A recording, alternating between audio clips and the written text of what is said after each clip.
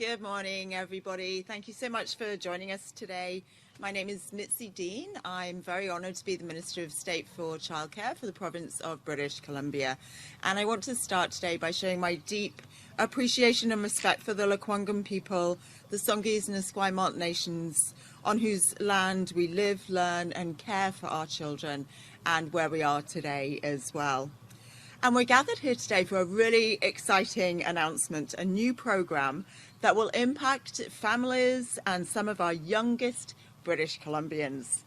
Since 2017, our government has been dedicated to building affordable, high quality, accessible and inclusive childcare as a core service that British Columbian families can rely on.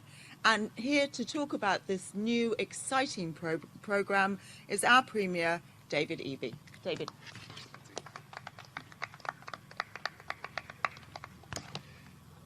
Thanks, Mitzi, and thanks for joining us today. We're on the territory of Lekwungen speaking people, the Songhees and Esquimalt nations. Just before I begin, a brief moment to share a bit of an update on the wildfire situation in Port Nelson. I'm incredibly proud of our wildfire service and our emergency response teams working with local governments who have been responding to the terrible fire in the Fort Nelson area. The evacuations have expanded to Doig River, and an additional community has been put on alert.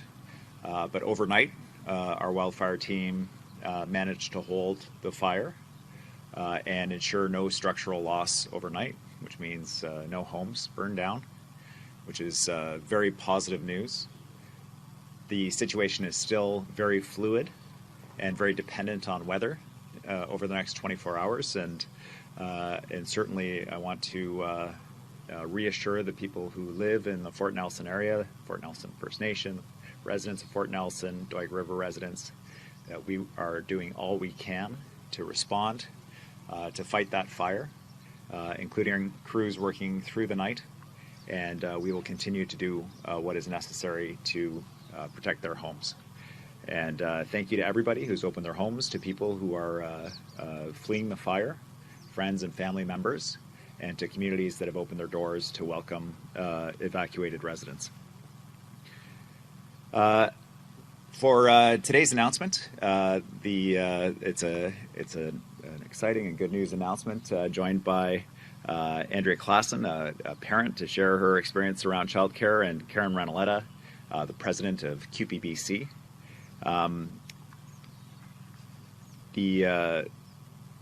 The context of today's announcement is that May is Childcare Month, and I think for parents out there, you know the struggle of making sure that your kid has access to childcare.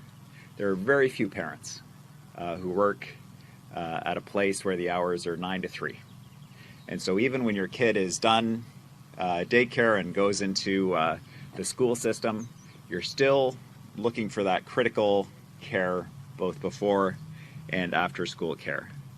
That stress of trying to manage pick-up and drop-off schedules and who's looking after and who's going to can and should be resolved with an integrated childcare system in our province. Now, there are people who say that, you know, that might be nice, but right now the province can't afford to do that kind of work for families. Now is the time to pull back and leave the private sector to address this issue for families. We've seen that before, and it didn't work. It didn't create enough childcare spaces, and the childcare spaces it did create were too expensive for families. It made things harder for families, not easier. Under our government, we've created more than 37,000 childcare spaces in the province. People are saving on average $900 a month on their childcare expenses, and we know that the work is not done. There is much more to do, which is what today's announcement is about. Behind me here, we're at a beautiful George J. School, built in 1909. And it's you probably saw parents showing up, dropping off kids, and they'll be here to pick up kids. One of the great frustrations that I had as a parent and then as an elected was, look, we've got these buildings that are built for kids to provide support for them, and yet for some reason we have to build separate before and after school care locations for kids to be looked after. And one of the big challenges we've had around our childcare program is making sure, especially in the remarkable employment situation we face in the province, one of the best unemployment rates in Canada, means that, unfortunately, or fortunately, there's a shortage of workers in key areas, including in childcare. Well, today's announcement addresses both of those concerns. Today, I'm here to announce $2 million in support for 3 different school districts in the province: Chilliwack, Nanaimo Ladysmith, and Nechako Lakes, to establish new before and after school care programming that actually uses the school. It was built for the kids, to look after kids before and after school, and leverages the education assistants, the EAs, who already work in the school on part-time hours, to be able to expand their hours to full-time. This is good news for the staff at the school. They have the opportunity to work full-time in the school they know with the kids they know. It's good news for parents. Their kids are looked after before and after school in the same building where they spend their days in the K-12 program. And it's good news for the province, because when we support parents being able to return to work, we make life a little bit less stressful for them. Our province as a whole gets closer to our goal of making it a good place to live for everybody. This announcement will enable at least 180 new childcare spaces, but it is designed to grow, and it will enable us to roll this program out right across the entire province. These are surprisingly affordable childcare spaces for the province to administer, because the school's already built, because the workers are already there, and we're able to use our existing childcare programs to fund and support affordable rates for parents. The work is absolutely still underway, and there is more work to do. But today's announcement is good news for parents in Chilliwack, Nanaimo, Ladysmith, and Nechako Lakes, and ultimately for parents across the province as we look to roll this out BC-wide. Thank you very much for joining us for today's announcement, and I'll turn things back over to Mitzi.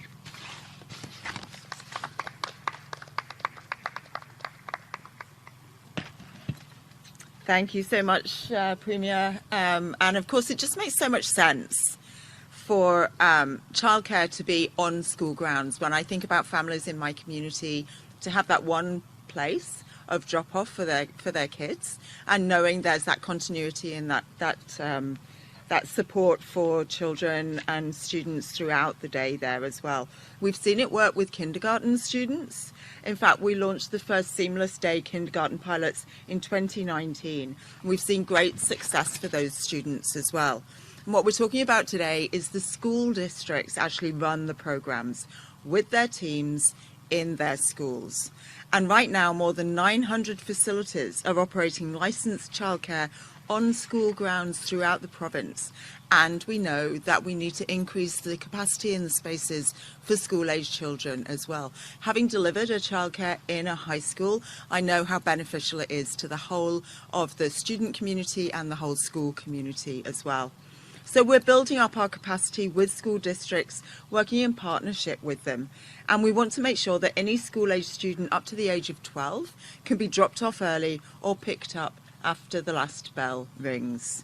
That they're in familiar places with familiar faces, and parents will have that peace of mind knowing that their children are in a safe educational environment.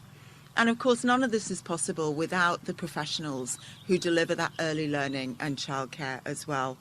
And I see your dedication and your commitment. I know how important your work is and what your roles are for our children and for families. And really, it supports all families and leaves all of us better off. And I offer you my heartfelt thanks and appreciation for all the work that you do. So next up we have Karen Ranalletta, President of CUPE BC, who's going to tell us more about how their members will fit into this plan. Karen.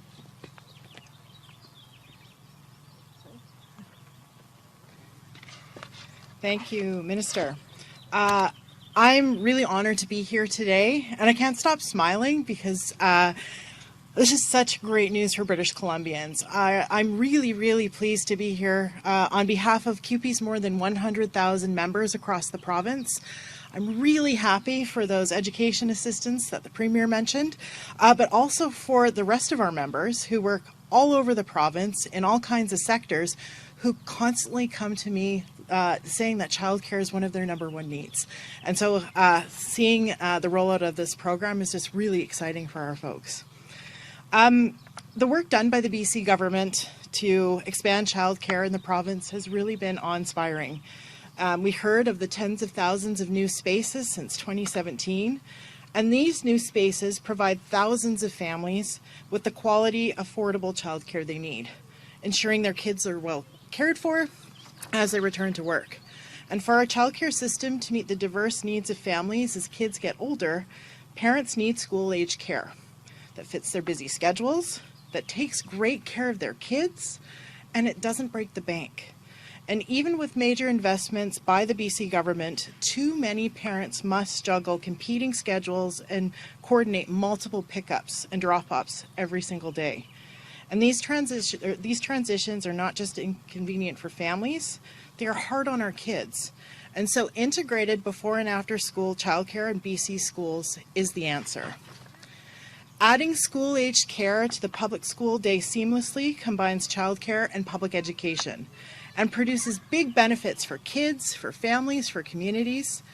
And by using existing facilities and education support workers already found in every single public school, we are creating new spaces for school-aged kids without having to recruit and train new workers or build new facilities. Integrating school-aged care into the public school system also creates seamless transitions, meaning kids spend more time learning and playing and less time commuting. We want to recognize the great leadership of our BC provincial government in moving this high-quality and affordable model of public childcare forward, and we are really excited to support growing this model of integrated care for our kids in the years to come. Thank you.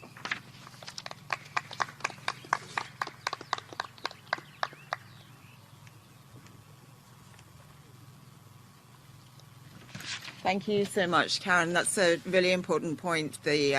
The quality of family life for families, the reduction in commuting is so valuable for those relationships and for that continuity and stability. So many families in my constituency of Esquimalt-Montchosen have to commute for childcare and then commute to get to work. And what we want to do is build that public system where families are able to access childcare in a convenient location and to have that continuity for their children through the whole of their day as well. And we know that so many parents need to work full-time and they need to have access, therefore, to full-time care as well. So this programme fits really well into our suite of programming across our Childcare BC plan.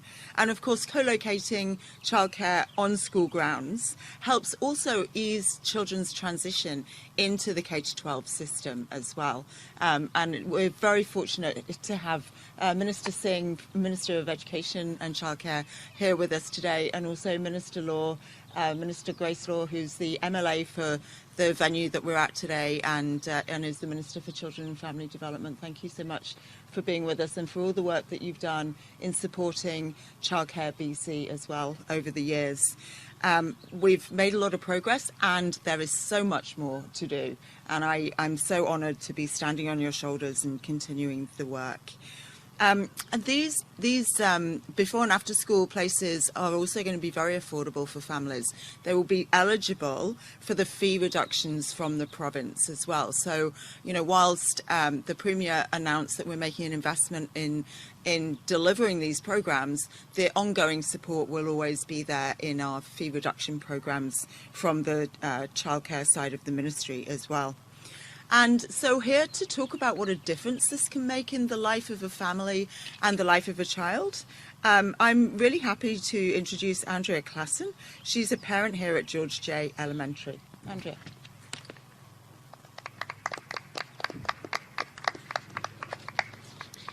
Thank you, Minister. As a parent of 2 boys, I've recently been able to return to the workforce because my youngest child got into daycare, which is situated on the same property as my older son. And it feels so amazing to have community supporting me and my children to be able to thrive in the world. It feels like a big weight has been lifted off me, knowing that I'm able to have childcare and I can finally breathe again. And I know how many parents struggle and juggle to try and fit work, drop off, pick up, meals, and everything. And having after school and before school in one place, in one location, creates so much ease and efficiency. And it allows the parents to just let go of one more thing to worry about and think about.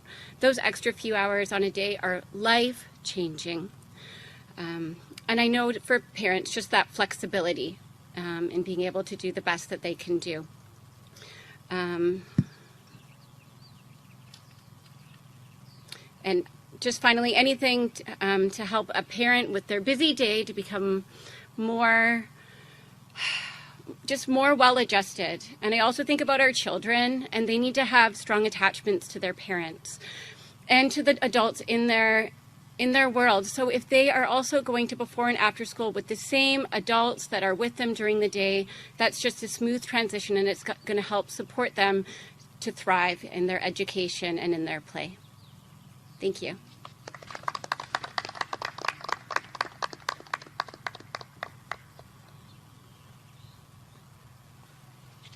Thank you so much, Andrea. Thank you for sharing your story. And I hear stories like that when I'm around the province about the impact of early learning and childcare and how it supports families and supports those relationships between the children and the parents as well.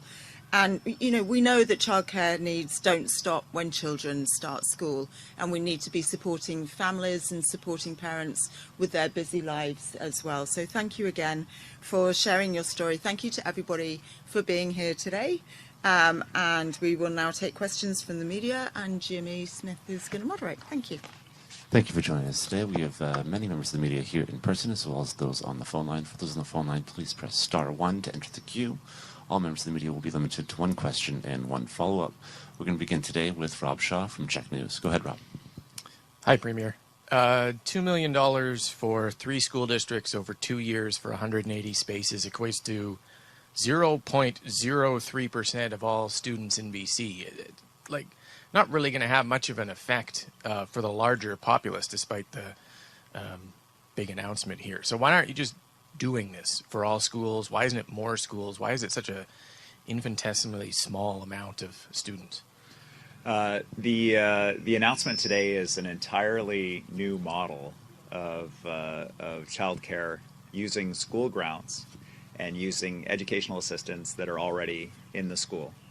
It relies on a good relationship between the school board and the EAs and the schools. School boards that are willing to take on this work and able to take it on. And so we worked through the Ministry of Education to identify 3 school boards that were ready to go, that had a great relationship with their EAs, that they thought they could bring this on in time for the school year in September, because we want to be able to show other school boards the benefits of this kind of approach. We think that this model could spread right across the province. But it does require some heavy lifting by the school board and some good support by the local schools to make it happen. By having strong models out of the gate, we're going to be able to show the benefits of this approach and encourage more school boards to take this on. This is a cooperative enterprise, as you can see by the stakeholders at this announcement and the participating school boards. And as we prove success, we'll be able to bring on more of that kind of cooperative mutual support to get this deployed right across BC for all parents, not just a few. And Rob, do you have a follow-up question? Federal Conservative leader Pierre Poilievre's outside of St. Paul's Hospital in Vancouver this morning, announcing his intention to put a bill on the House of Commons floor that would ban the feds from allowing decriminalization if it affects hospitals for anyone. I'm just wondering what you make of him coming to British Columbia and announcing this, continuing to call British Columbia's experiment a failure and saying that no other part of the country can be allowed to repeat what we've done here because of what's happened on our streets? There's a couple pieces to this, Rob. First of all, we have an obligation to British Columbians that are struggling with addiction to give them every chance to get into treatment and to support them in if they're using street drugs, to be able to take those drugs in and get them tested, or to use them in the presence of a medical professional to minimize the risk that they're going to die. The Conservative Party, John Rustad, opposes that. He thinks that if people take their drugs into a drug testing site or they go over to an overdose prevention site, they should be arrested. I simply disagree with that. It's not the right approach. It will not save lives. It will not make our communities safer. But on the same measure, we need to ensure that public spaces and communities are safe. That's why we went to the federal government and amended the certificate to make sure the police have the tools they need to ensure our streets, downtowns, hospitals, and other key places are safe for staff and for members of the public. It is a challenging issue. And in keeping people alive and keeping communities safe is our key approach. Now, the other part of this, of course, is that the Conservative Party of BC has committed in their announcements to freezing investments in hospitals, to cancelling hospital and school projects right across this province. If Mr. Polyev and Mr. Rustad went down the street from the old St. Paul's site, they would see a beautiful new hospital under construction for Vancouver that our government funded after multiple press releases when John Rustad sat around the cabinet table and yet didn't allocate the money to build the hospital there, in Fort St. James, in Terrace, expansions in Richmond, the new hospital in Surrey. So if the Conservatives are concerned about healthcare, maybe they should reverse their plans to cancel those hospital and school projects right across the province, because it's obvious that they don't have the interests of British Columbians at heart when it comes to healthcare. Our next question will come from Richard Zussman, Global News. Go ahead, Richard. Is there any consideration being given to a full integration of childcare into the school system? I think largely that was seen as something your government was moving towards by integrating the two ministries. This is only a small part of that. So is that something that we could see you put forward to the electorate in the fall, or is it something you're still looking at as a possibility? Thanks, Richard. One thing that I committed to British Columbians was, on becoming Premier, was that we would work to address the issues that they have in the community, the concerns that they had, and that we wouldn't be able to solve all of the serious challenges that we face overnight, the toxic drug crisis, homelessness, the housing crisis. These are very complex challenges that built up over many years, and childcare is one of those. It takes a long time to build up a new public system like a childcare system and to integrate it into education. Today's announcement is another example of how we're showing British Columbians the direction that we're going. That work will be, and the direction that we're headed with childcare, for example, using schools, using existing school staff to expand before and after school care right across the province, will be what we're pointing to. This is the direction we're going. If you're happy with that direction, British Columbians, you should support us. And if you'd like to go another direction, you want to cancel these programs, then you should vote Conservative, because that is their clear intention.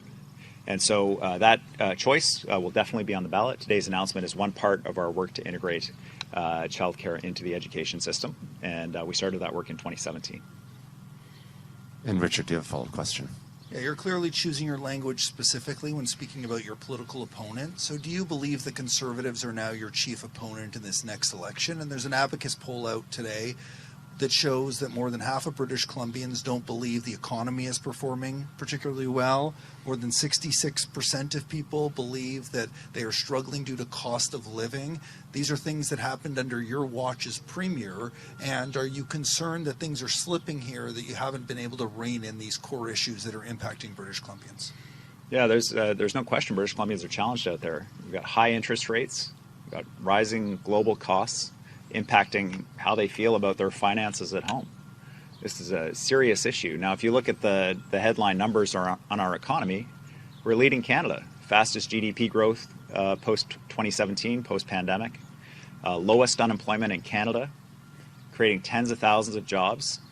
And those headline numbers only take you so far when people are struggling with daily costs. That's why we're doing things like ensuring that ICBC is stable, providing 0% rate increases. We'll be going into the 6th year of 0% basic rate increases for ICBC, the 4th rebate after stabilizing that Crown insurer. And it's important to note the Conservatives opposed the ICBC rebate.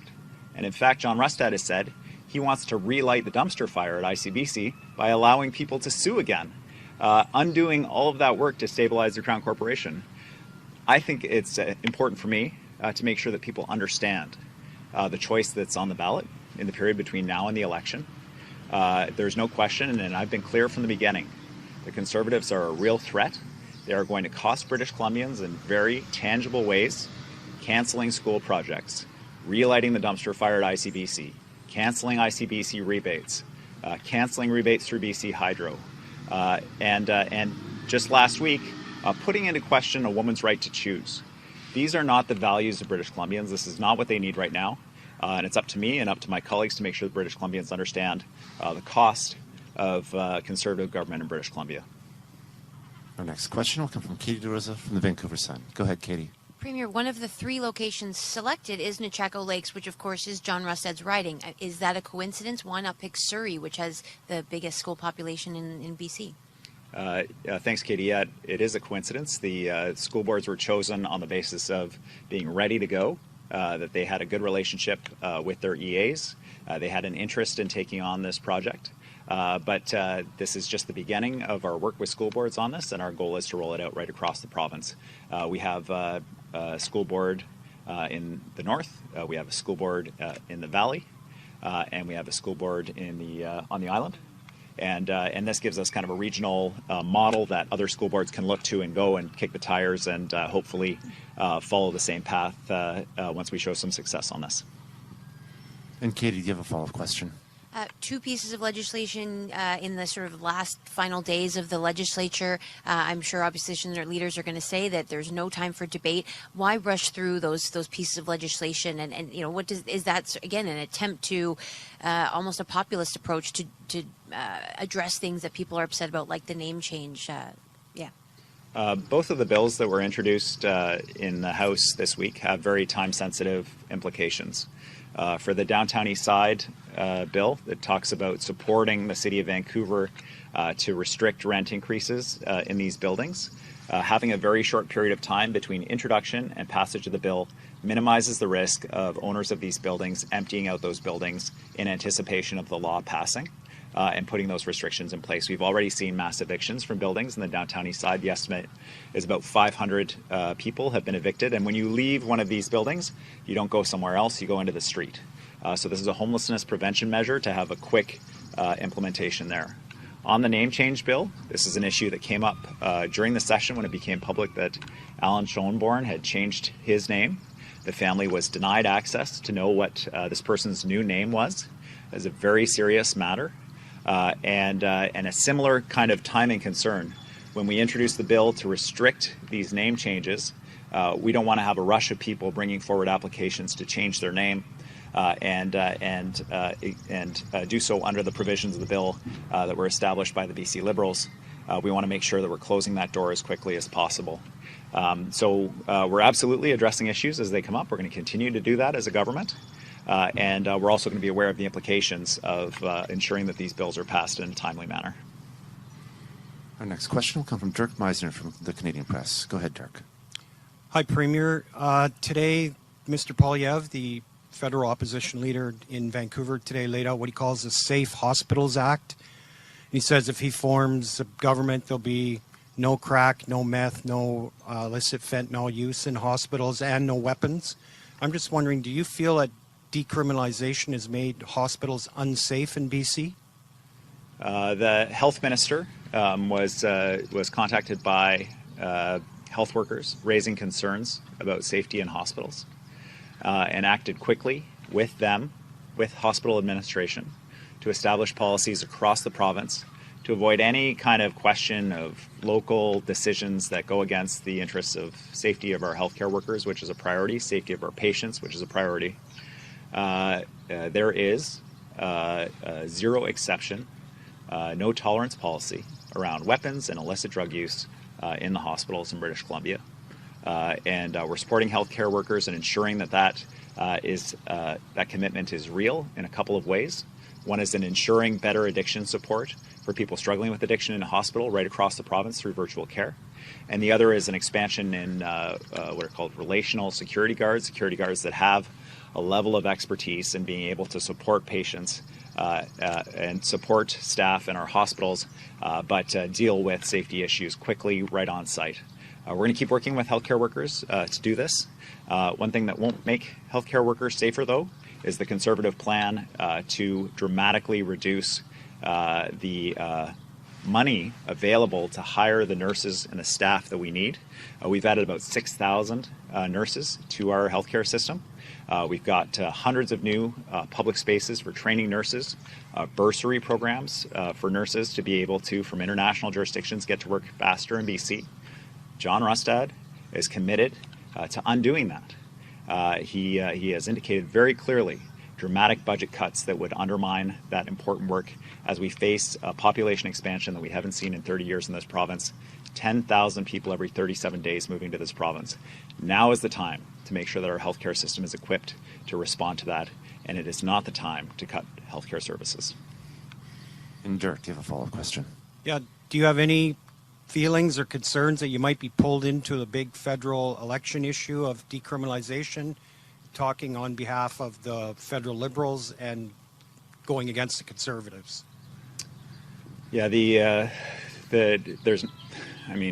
challenge we have in BC is frankly getting noticed by Ottawa. It was a big focus and continues to be a focus of mine to make sure that British Columbians are getting their fair share of resources from the federal government. And that's everything from economic investments to housing investments and other supports. That continues to be a challenge for us. I think it would be very helpful for Mr. Poilievre, if he cares about British Columbia, as he says he does, to join me in advocating with the federal government for fair and proportionate funding for British Columbians from Ottawa. That would be a very useful thing for him to do. But of course, I note that his candidate, or John Rustad, the leader of the BC Conservative Party here, is committed to doing just the opposite, to reducing funding for all of the public programs that I've been talking about, healthcare, education, childcare, through dramatic budget cuts, and as of last week, remarkably, putting into question ICBC's reforms, rebates for drivers, and then why not a woman's right to choose. He had quite a week. Our next question will come from Chad Poston from CBC News. Go ahead, Chad. Yeah, Premier Eby, later this month, sentencing in the killing of Dante Lucas is going to take place in January. You promised answers in this case. Do you have any answers today? Sorry, the sentencing of Dante Lucas. Killing the people responsible for the killing of Dante Lucas. Yeah, thanks for the question. I'll get an update for you from staff. Chad, do you have a follow-up question? The follow-up question was more Dante Lucas, and it was about having a delegated authority placing children in care. In this case, they put them in care of the two people that ended up killing Dante Lucas. So I guess, do you have assurances that that the province is regulating this type of regulated authorities to put children in the right care? Thanks. Yeah, thanks for helping me understand which case you were speaking about in terms of the names of children in care. We don't typically release that. I'm going to pass that over to the Minister of Children and Family to provide some details to you. Thank you for the question. Kids in our province deserve every opportunity to be safe, connected, to belong, and that is true whether they are at home or they're in our care. In this particular case, we know that sentencing is coming shortly here in an absolutely devastating case for the community, and something no child should experience. I have been working closely with the RCY on work that she is undertaking to understand what happened here, what she is looking at in other cases where we have just seen devastating loss and violence against children.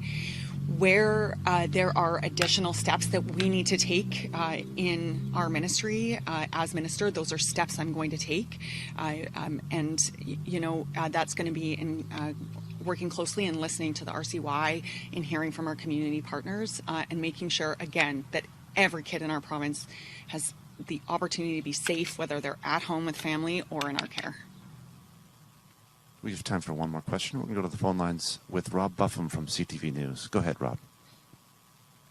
Oh, thank you for taking my question. My first question, Premier, relates to forest fires and the one up in Fort Nelson. Obviously, this feels like an early start to the fire season, and with the drought conditions we've heard about it, it could be another huge wildfire year. I'm hoping to get a comment from you regarding, in light of that, anticipated costs and staffing levels for battling these wildfires this summer. Thanks, Rob. In the previous 3 years in British Columbia, we had two of our worst forest fire seasons ever. The most recent complete forest fire season we had, we spent $1 billion fighting those fires and supporting people who were evacuated. It was a major hit to provincial finances. And we're also incurring additional expenses in relation to preparation. We're spending and have been spending 9 times more than the previous government around ensuring that fire preparation work is done in communities right across British Columbia. We stood up the wildfire service year-round. We've brought on more equipment. Functionally, at the provincial level, we're standing up an army between equipment and the frontline wildfire staff fighting those fires. This is not a cheap enterprise. But safety for our communities when it comes to wildfire is non-negotiable. We're going to ensure that people have the supports that they need and that we do all we can to ensure that they are protected from wildfire, both through prevention, which we know will save us money as we do more and more of that work, fire smarting in our communities, and encourage people to look into how they can fire smart their communities around their homes and so on to minimize risk. But it never eliminates risk. And that's why we have to ensure that we're also at the provincial level providing that support. We will continue to look to our federal partners as well to provide us with the support that we need to battle these fires. The drought is remarkable. The risk is very real. And when it comes to fire in our communities, please, if you're burning some debris or whatever it is, please think twice about it. Don't do it. And if you do, please ensure the fire is out when you're done. This is not the time to be taking risks with fire in British Columbia. And Rob, do you have a follow-up question? I do. It relates in part to that Abacus poll that shows your party with about a 6% lead over the BC Conservatives. It's the third poll in a row now showing your party and theirs in a relatively close race.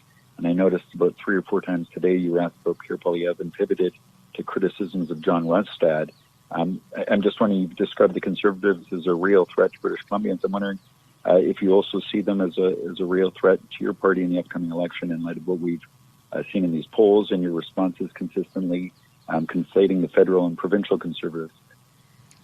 Yeah, I think it's important for people to understand the position of the BC Conservatives and their leader, John Rustad, and to understand the costs of that government. I've been clear from the beginning that the Conservative Party in BC is a real threat and that they should not be taken lightly. And I continue to believe that. And there are going to be a whole bunch of polls between now and the election. Regardless, our focus is going to be the same. It's going to be doing the work for British Columbians, standing with them on the challenges they face today on childcare, last week on ICBC rates, making sure we're supporting them with the cost of daily life, on housing issues, and ultimately that's what the poll that really matters is going to be about, the election. And we're going to work right up until the election date. But it is important for people to understand the positions of John Rustad and the BC Conservatives on everything from ICBC refunds, opposed Airbnb. They want people to be running Airbnbs in your strata. They don't want that housing available for people. Putting into question a woman's right to choose. I could go on. They are not the values of British Columbians, and it's important that British Columbians understand that. And that's all the time we have for today. Thank you very much for joining us. Thanks very much, everybody.